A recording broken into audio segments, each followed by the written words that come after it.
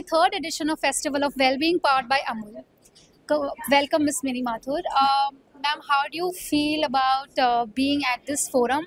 And do you think a forum of this kind helps people in the industry?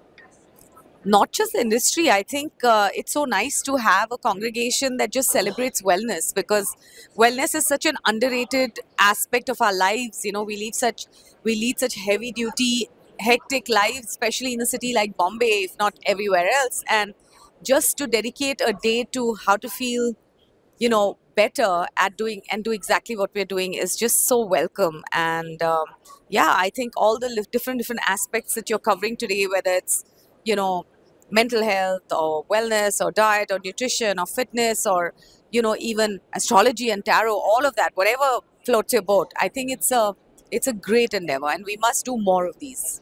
Okay. So, ma'am, as you mentioned, you have a hectic lifestyle. How do you maintain the balance between your lifestyle and well-being, keeping your peace of mind, body, and soul?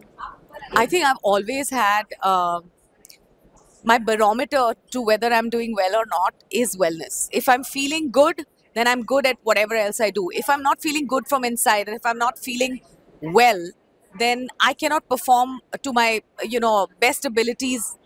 Whatever I do, I can choose to be an actor and a TV and a producer and a TV host, but if I'm not feeling good about myself, it's going to show in my work. So for me, I've always prioritized wellness and mental wellness for myself.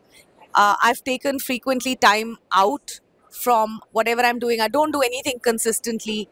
I do a project, then I take time out, then do something else and I take time out. So that's the way I preserve it. I value my own travel, me time, my time with my friends, reading books. I take all that time out, because at the end of the day, life is not a race. You don't have to win it. Okay, so you have to enjoy it. So, any advice you would want to give to our viewers that they should follow to keep their wellness intact? I think everyone must prioritize wellness. It's not something that you need to look at only when you feel like you've hit rock bottom. It should be a parallel process in everything that you do. Every single day, you must take out time which is just yours, which nobody else can reach, and center yourself every day. And I don't mean meditate or stand upside down or whatever. Your wellness could be just plugging in your headphones and listening to music, if that's what you do, or cooking for your kids, or anything that's therapeutic and makes you relax and give you the pace that you want for the day is important, and you should do it every single day. Thank you so much for your wise words, and thank you so much for being with us here. We look forward to your session. Thank you.